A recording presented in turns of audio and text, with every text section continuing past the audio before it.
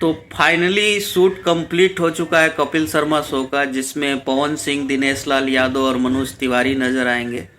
और शो काफ़ी बड़ा हिट होने वाला है क्योंकि उसमें पावर स्टार टीआरपी किंग है हमारे, और इसीलिए शायद उन लोगों ने ये शो ऑर्गेनाइज करवाया है। क्योंकि भोजपुरी का अब ऑरा बढ़ते जा रहा है, दिन प्रतिदिन ऑरा बढ़ रहा है, तो इसका ऑरा बॉलीवुड तक पहुंच गया है और बॉलीवुड के लोग भी जान गए हैं कि भोजपुरी का क्या ताकत है। क्योंकि यूपी बिहार में ना एकदम दमदार अभी चल रहा है भोजपुरी का।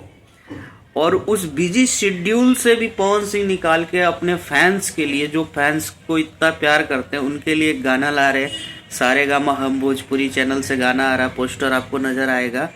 धमाका करके कुछ आया है अभी, लेकिन बहुत बड़ा ही धमाका होने वाला है सारे गामा हम भोजपुरी से।